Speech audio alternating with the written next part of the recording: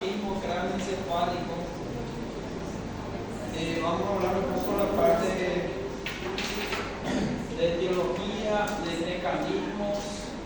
Vamos a hablar un poquitito acerca de la evaluación inicial y después obviamente vamos a centrarnos en la parte fisiátrica, la parte de rehabilitación obviamente. Bueno, el traumatismo craneoencefálico, así como su nombre ya dice, son traumatismos que acometen a la calota craneal y obviamente acometen al encéfalo. Por eso se le llama o se designa el nombre de traumatismo craneoencefálico. Es una lesión entonces que podemos considerar una lesión estructural con respuestas sistémicas.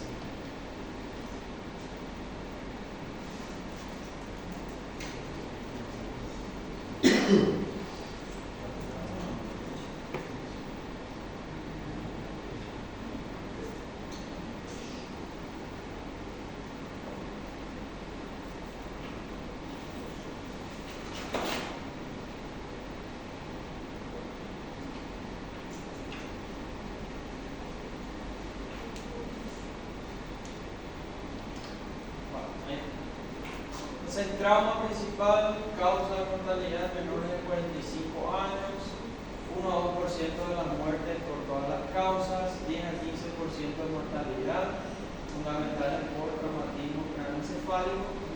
Y recordar que en Paraguay se usan mucho las motocicletas, ¿verdad? Prácticamente una epidemia del uso de motocicletas y para empeorar usan sin casco. ¿Cuántos de ustedes usan motocicleta? ¿Usan casco? Muy bien. Tienen que usar el casco, capacete por favor. ¿Sí? Entonces se ve mucho después que se instalaron las motos en Paraguay. La venta fue disparada y hasta ahora sigue disparada. Y obviamente incrementó los casos de traumatismo craneoencefálico. Algunos con desenlaces fatales, con muertes inmediatas en el local del accidente, y los que sobreviven a los traumatismos craneoencefálicos graves tienen una sobrevida muy importante. Generalmente los pacientes mueren por complicaciones asociadas a la inmovilidad prolongada. Van a ver que hay pacientes que sufren hemiparesia, hemiplegia, alteración de la conciencia, algunos pierden la comunicación, algunos pierden la movilidad. Todo eso a causa de un traumatismo craneoencefálico grave. Y acá podemos ver ya una tomografía axial computarizada del cráneo, una TAC simple de cráneo. Y podemos observar aquí que es esto.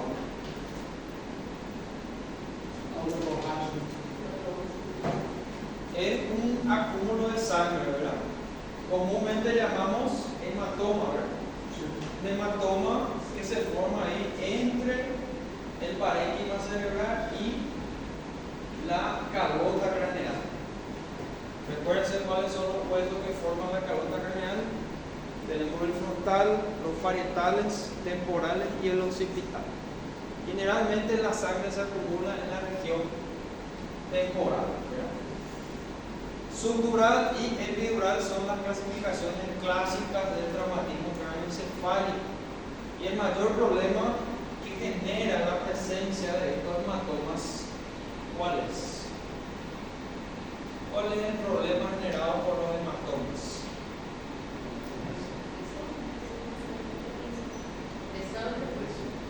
La presión, ¿sí? Presión intracraneal. ¿Okay? Cuando la presión es mínima, el organismo trata de compensar. ¿Cómo trata de compensar? Empuja líquido cefalorraquídeo hacia afuera. Pero hay un momento dado que la compensación ya es fallida.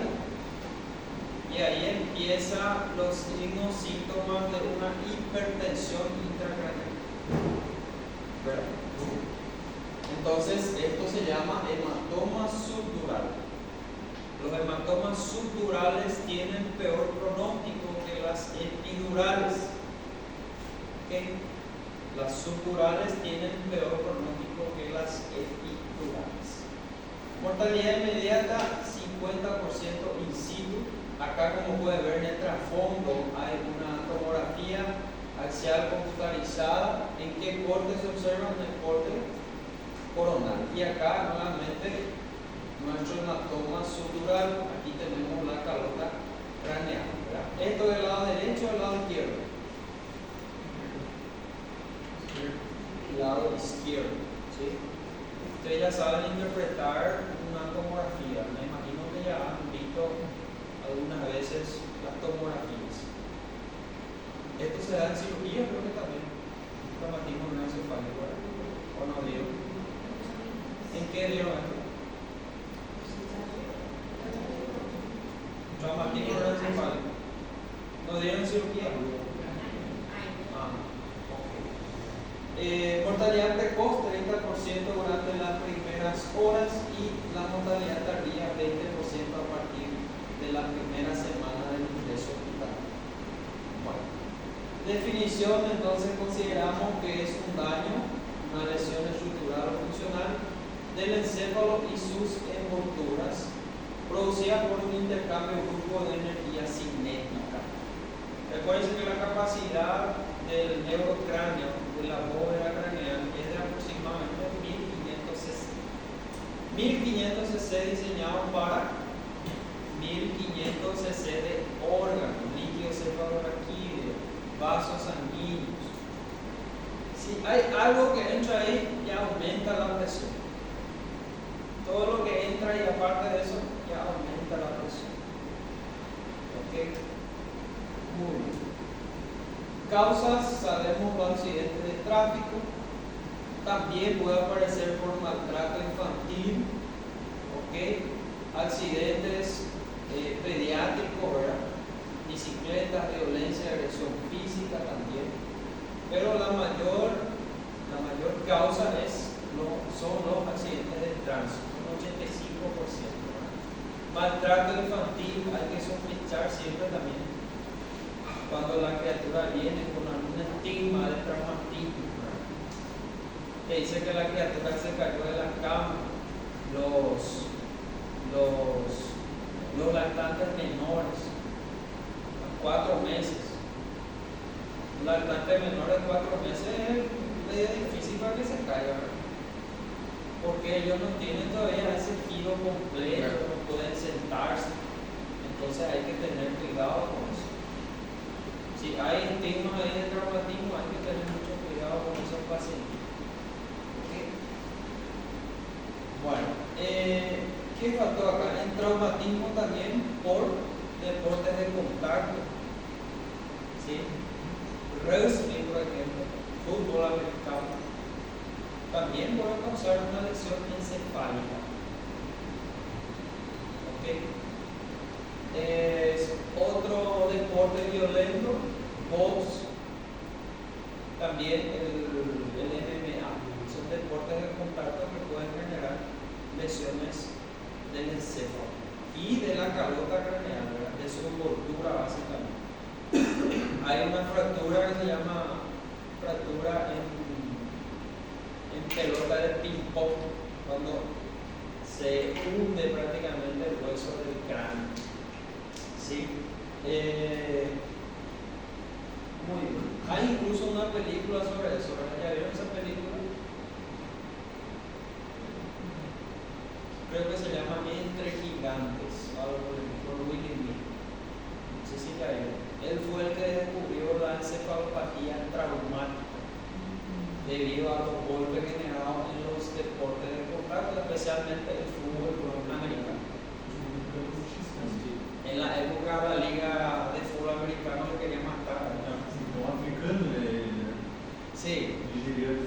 exactamente. Era un médico nigeriano, creo que él era anatomopatólogo o algo por el estilo. Y él siempre trataba de investigar los cortes, hacía cortes en el encéfalo de todos los que que jugaban fútbol americano post-mortem, y ahí se descubrió realmente que había micro lesiones vasculares que generaban lesiones neurológicas. Muy interesante la película, pueden después buscar y ver. Clasificación: tenemos mecanismo abierto y cerrado. Mecanismo abierto generalmente son las que son causadas por algún material, algún cuerpo extraño, ya sea arma blanca, ya sea proyectil de arma de fuego, o puede ser cualquier objeto, objeto rombo, contuso, lo que sea. Y tenemos el traumatismo craneoencefálico cerrado. Cuando hay lesión, no hay fractura o no hay dehiscencia de la piel, de la calota craneal, pero hay lesión encefálica. ¿Okay? Entonces tenemos ahí abierto y cerrado. La misma cosa en la fractura. Fractura abierta, fractura cerrada. Mecanismo de lesión: hay mecanismo de lesión directo. ¿Okay? Los mecanismos directos, así como su nombre ya dice, son mecanismos provocados, por ejemplo, fracturas de cráneo o lesiones focales, y tenemos las alteraciones causadas por este mecanismo aquí: desaceleración y rotación. Y ahí vamos a tener las lesiones difusas o lesiones por contractura. Esto se ve mucho en los accidentes de auto, en donde el individuo no tiene airbag o no se accionó el airbag, o el cinturón de seguridad no está dañado o algo por el estilo. Entonces, mecanismo directo, aceleración y desaceleración. Esto no hace falta que sepan para el examen, ¿sí? Solamente estoy dando una introducción para la parte médica. Nosotros nos toca más la parte de rehabilitación. Fracturas de cráneo. Recuérdense aquí también algo muy importante que voy a decir: es que cada vez que ustedes reciben un paciente y tiene fractura de cráneo, siempre es mandatorio realizar tomografía. ¿Okay? Si tiene fractura, es tomografía. ¿Cuáles son las otras orientaciones para realizar una tomografía? Sin que sea relacionado con la escala de Glauber. ¿En qué ocasiones, por ejemplo, yo tengo que pedir tomografía?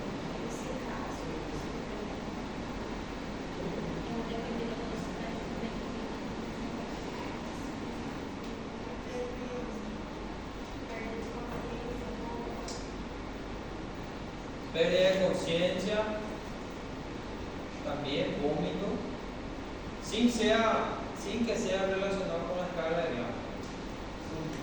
Por ejemplo, caída de altura. ¿A qué altura más o menos, si el paciente se cae, sí o sí hay que hacerle una tomografía? 3 metros hacia arriba. Todo lo que es 3 metros hacia arriba, pídanle tomografía. ¿Okay? No necesariamente el paciente va a estar vigil, consciente, orientado, tiene el espacio de persona, largo de 15 de 15. Pero si cayó más de 3-4 metros de altura, pídanle tomografía. ¿Okay? Y otra orientación para pedir tomografía es todo accidente en donde hubo arrollamiento. ¿Sí? Cuando hay arrollamiento hay que pedir tomografía.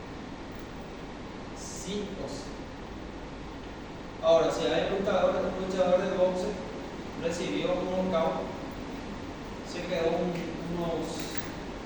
tiempo ahí con alteración de conciencia, a ese le vamos a pedir tomografía. ¿Sí o no? Estaba ahí haciendo su deporte, ahí recibió un knockout, se cayó y después volvió a caer. A ese le vamos a pedir tomografía. No, eso se llama conmoción. ¿Sí? Si no le vamos a pedir a todo el mundo que tiene conmoción durante la cirugía. No, el golpe generado por el knockout, ¿qué hace? Hace un movimiento brusco del encéfalo y apaga. Pero no significa que haya una lesión. Entonces no le solicita. Por eso hay que definir siempre qué es conmoción, qué es pérdida de conciencia. Conmoción es una cosa, pérdida de conciencia es otra cosa. Después tenemos la lesión axonal difusa también. Todo eso tienen que manejar, si no le van a pedir tomografía a cualquier punto. La tomografía sea computarizada equivale a cuántos rayos X. No podemos salir midiéndola porque más de 100 rayos X. Imagínense ustedes. No es para cualquier uno se sabe que tiene tomografía. Se tiene que criterios para que muy bien, fracturas de cráneo, tenemos ahí varios tipos de fracturas. Estos son más o menos similares a una fractura común. Aquí lo que vamos a tener, las más comunes son fracturas con hundimiento, puede haber diastasis cuando una fractura cabalga sobre otra fractura. Y después aquí tenemos los ejemplos, fractura lineal, acá tenemos, esta es la fractura ping-pong. Esto se ve en niños también. Fractura basilar de la base del cráneo, fractura diastásica, hay un cabalgamiento, y esta es la fractura con hundimiento. Fractura basilar. Si yo agarro y miro la tomografía, sea computarizada del paciente y tengo esto aquí, ¿es grave o no es grave? Sí. Es muy grave. Porque las fracturas de base de cráneo son las que más comprometen la presión intracraneal y puede suceder lo que llamamos herniación de humco cerebral. Y con la herniación de humco cerebral es muerte de paciente. Ok, después vamos a detallar un poquito más. Esto es muy importante, ¿verdad? Signos de fractura de base de cráneo. ¿Cuáles son los signos? Este signo, ¿cómo se llama? Signo de mapache o Yujigwashimi. Y esto, signo de Batre. ¿Okay? Signo de Batre es un hematoma retroauricular y los ojos de mapache son hematomas periorbitales. Eso significa fractura de base de cráneo. Otra cosa, pérdida de líquido cefalorraquídeo por el oído o por la nariz. Entonces yo tengo esto aquí, hay que correr con el paciente. ¿Ok? Hay que correr con el paciente. Hay que hacer un tomo lo más rápido posible, hay que llamarle al neurocirujano lo más pronto posible. ¿Ok? Esto aquí es más, algunos nada más consiguen evaluarlo, pero esto es bastante notorio, es bastante, da para ver así fácilmente, ¿tá? ¿Sí? Este se llama signo de Batre. Este ya saben, o Yujigwashimi. Y esto es pérdida de líquido cefalorraquídeo por el conducto auditivo externo o por las fosas nasales. Muy bien, ahí tenemos lesiones focales. Estas lesiones focales, las lesiones focales generalmente ellos producen una hematoma, pero el hematoma está intraparenquimatoso, como pueden observar. ¿Okay? Entonces son productos a la aceleración y esa aceleración o por golpes directos también pueden provocar. Y acá tenemos los hematomas. Hematoma epidural. Okay. Aquí tenemos la dura mater y acá tenemos nuestra calota craneal. Y tenemos la subdural. ¿Cuál de los dos tiene el peor pronóstico? La subdural. ¿Sí? La subdural puede ir aumentando de tamaño y puede ir empujando ahí el encéfalo hasta que ocurra la herniación del encéfalo. ¿Okay? Y estas son las intraparenquimatosas.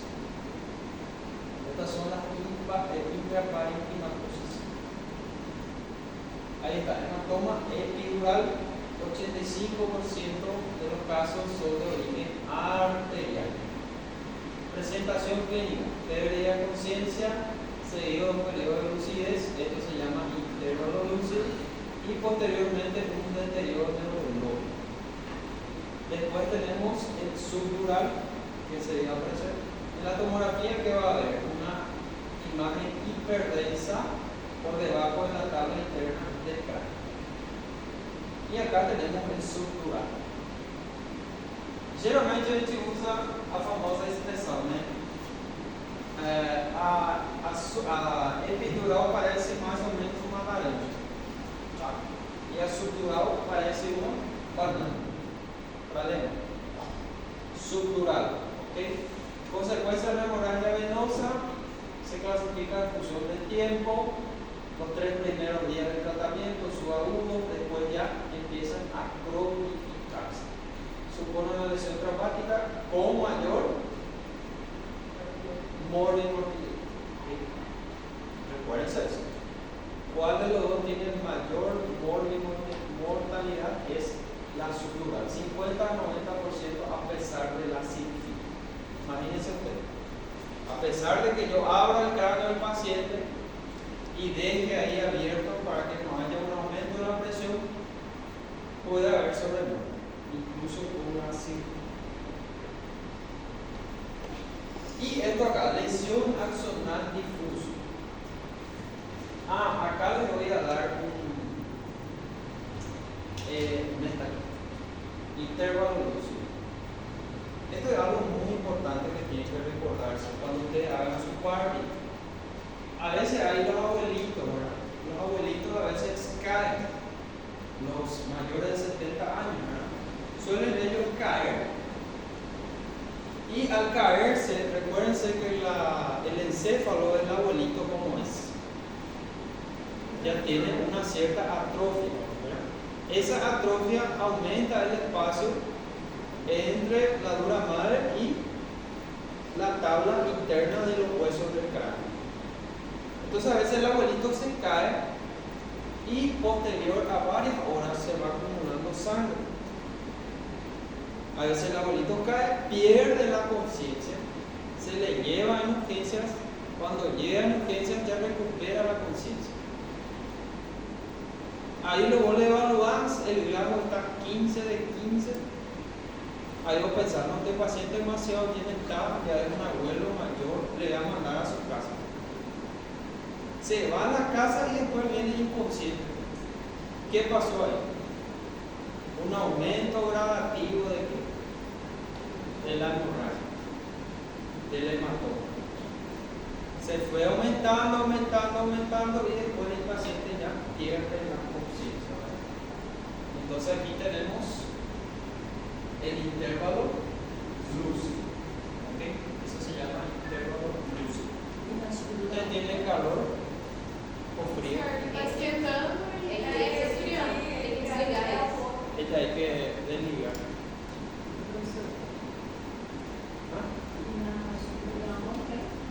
En los dos puede haber. En los dos.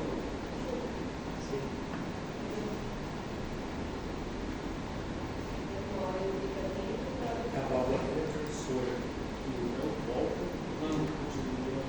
Sí. Problema.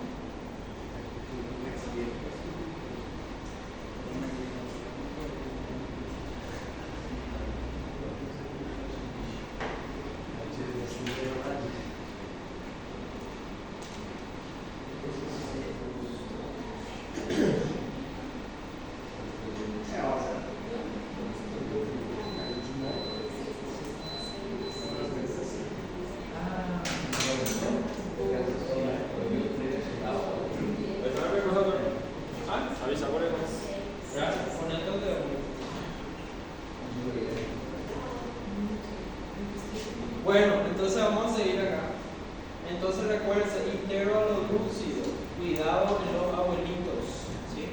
Los pausinos, ¿tá? Muy bien. Lesión axonal difuso, otro problema.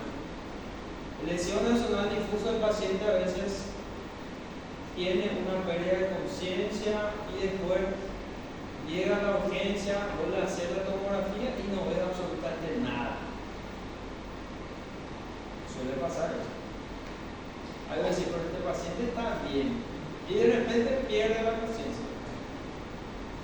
Hace una alteración de conciencia, se queda en coma el paciente. ¿Qué hubo ahí en la lesión axonal difusa? Muchas de las veces hay desgarros. ¿Desgarros de qué? De las neuronas. Y ahí esta lesión, la mayoría de las veces, cuando el paciente ya pierde la conciencia, es muy difícil para que vuelva a quedarse nuevamente consciente. Es un mal pronóstico, dependiendo del número de lesiones axonales. ¿Sí? Entonces la lesión axonal difusa se traduce como coma traumático que dura más de 6 horas. Y obviamente TC y RM son normales. Fez o TC, fez a ressonância, não viu nada, mas ele está em coma. É lesão axonal difusa, até comprobar o contrário. ¿Ok? Y aquí está, se ha producido un daño difuso microscópico y macroscópico por cizallamiento axonal. Cizallamiento es igual a desgarros. ¿Okay? Solo que nosotros usamos cizallamiento cuando hablamos de neuronas. Dice lesión axonal difusa leve, estado comatoso que dura más de 6 horas, menos 24. Después tenemos moderado, más de 24 horas, ¿okay? Dependiendo de la ausencia de signos broncoencefálicos como las posturas de extensión. Esto aquí, estos movimientos que el paciente hace, ¿cómo se llama? Generalmente cuando el paciente viene decorticando, ¿cuánto es su blanco? Esto es decorticación, se llama. ¿Cuál de los dos es peor, decorticación o descerebración? Descerebración. Es decir, que hay una lesión encefálica grave en ese paciente. Clavo, obviamente, menor a 8. Va a estar ahí entre 6. ¿Okay? Entonces, el paciente llega a tener la mano con accidente y ya está así o está así. Ese paciente es grave. Lo primero que le van a hacer es intubar. Van a intubar, le proteger vía aérea, le hacer una tomografía y ver si hay todavía paciente. ¿Sí? Bueno, ahí está el mecanismo de cizallamiento de las neuronas, ¿ya? Generalmente en los axones. Bueno, ahí está los hallazgos macroscópicos, pero estos son como puntitos, ¿sí? Nuevamente les repito, estos son muy difíciles de encontrar en la tomografía. Y acá está lo que llamamos concusión o conmoción. ¿Qué significa eso? Pérdida temporal de la función, pero neurológica sin daño estructural. ¿En quiénes pasan eso? Jugadores de fútbol, puede aparecer los jugadores de rugby, de fútbol americano, los boxeadores, lo que solemos ver en la tele. Fisiopatología, esto no vamos a entrar a profundizar demasiado. Tenemos la memoria primaria y la secundaria. Acá tenemos nuevamente un esquema. ¿Okay? TCE, lesión primaria, lesiones difusas locales y las alteraciones del flujo sanguíneo. Acá tenemos otro mecanismo, lesión primaria, después se va a la lesión secundaria, edema cerebral y muerte neuronal.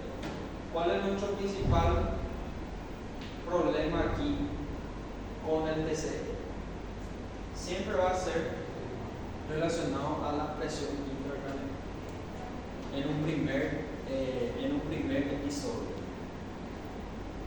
Llega y nuestro principal problema es la presión intracraneal. Después vienen los problemas sobreañadidos, ya como por ejemplo asociados a la propia lesión o asociados a la inmovilidad. Uso de ventilación mecánica, infecciones, sepsis y por ahí. Entonces aquí tenemos lesión secundaria, hipotensión, hipoxia, hipertensión severa, edema, inflamación cerebral, vasoespasmo, aumento de presión venosa cerebral. Y acá sale una pregunta: ¿cuál es la presión intracraneal normal en el cuerpo humano? Pregunta: ¿cuál es la presión intracraneal normal? Pregunta del sabio, no la mía. No es mía, mas vai ter. Pressão normal é de 5 a 15. Pode ter essa variação. Milímetros de mercúrio. Ok? Como se calcula? Como eu calculo a pressão intracraneal? Dá para calcular rapidamente assim na emergência? Não?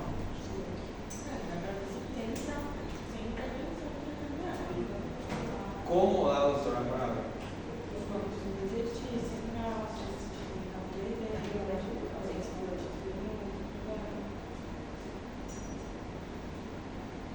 Pero se puede usar criterios no. Se puede usar una triada.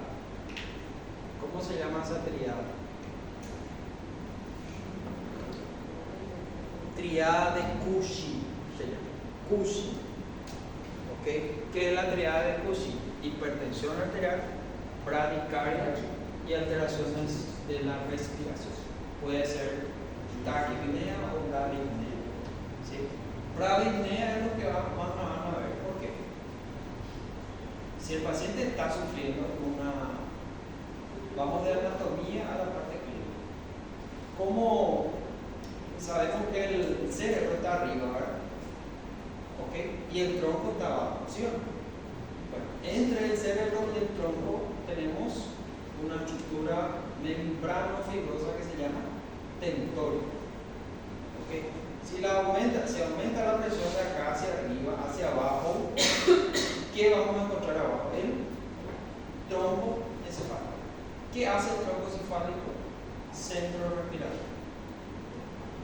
Entonces el paciente, aparte de la bradicardia, bradipnea, la hipertensión, puede tener signos también como alteración del tamaño de la pupila.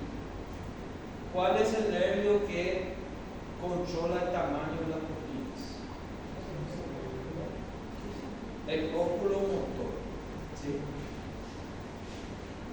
¿Cuál de los pares? Tercer par. Entonces, signos de hipertensión craneal, triada de Cushing, hipertensión arterial, bradicardia y bradipnea. ¿Okay? Y obviamente, así como la doctora dijo, puede haber otros signos como vómito, ¿verdad?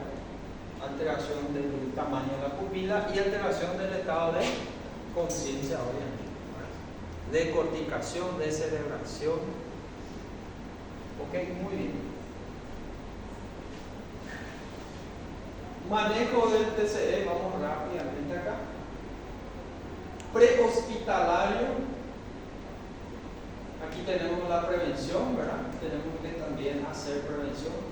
Prevención, hacer campañas para el uso del casco, concientizar el uso del casco. Si el paciente echó el paro, RCP básico, alertar el servicio de urgencia y después dentro del hospital o dentro de la ambulancia RCP avanzado. Muy bien. Atención en urgencias, llegó el paciente. Para empezar, algunas veces no vamos a tener personas capacitadas para describir lo que pasó. Ese es un problema. Número 2, a veces no tenemos insumos. ¿Okay? Y número 3, el peor de todos, no tenemos médicos capacitados. Esos tres factores pues llevan a un peor pronóstico para el paciente. Prehospitalar. Si el paciente sufrió un traumatismo cráneoencefálico, inmediatamente, ¿qué se tiene que hacer? Se tiene que, obviamente, inmovilizar la columna cervical, apertura de vía aérea, promover ya colocación de oxígeno por mascarilla de reservorio facial. Infelizmente, nuestro gobierno no se preocupa de mucho por eso. No hay mascarilla de reservorio. Muy difícilmente vamos a encontrar mascarilla de reservorio en las ambulancias. Peor en el hospital. Bueno. Y además de eso, no tenemos el equipo preparado. Si el paciente ya está en vía pública en un grado de 8, ¿qué se tenía que hacer? Intubar, IET. Entonces el personal tenía que ya estar preparado para eso. Estoy hablando así a nivel país. Yo no sé cómo es en Brasil. Seguramente cambia de un estado para otro estado. Hay estados que son muy preparados y hay estados que no tienen mucha preparación también. Me imagino que en San Paulo ahí mismo en la vía pública que se le intuba. Pero si agarramos cualquier ciudad un poquito más pequeña y distanciada, vamos a tener los mismos problemas de Paraguay. Mismo problema. Entonces el paciente que se evalúa, se hace la evaluación ahí en el local, ya se tiene que hacer una serie de medidas para evitar que el paciente tenga más daños. ¿Ok? Muy bien. Entonces, operadores con entrenamiento óptimo, equipamiento adecuado, protocolo apropiado, atención terciaria adecuada. ¿Quiénes de ustedes ya practicaron intubación? En práctica, con muñecos. Hacia la mano. 1, 2, 3, 4. Situación alarmante. Situación alarmante. Yo estoy con un proyecto de hacer realmente, ¿cómo se dice? Un curso de soporte vital avanzado y prehospitalario. Vamos a ver si me sale el proyecto. Lastimosamente no tengo mucho tiempo para llegar a alcanzar, que los alumnos del quinto año ya manejen todo eso, ya salgan ya preparados para entrar en el internado y después usar después del internado. Porque ustedes no van a llamarle paciente TCE grave, no van a tener tiempo de llamarle al anestesio, al cirujano para que vengan a intubar. Ustedes tienen que intubar eso. Les cabe a ustedes. ¿Cuántos intentos máximos puedo hacer para intubar al paciente? Son 3. Si no, en esos 3 ya no intubaste, ya fuiste. Hay que hacer track. ¿Ok? Bueno.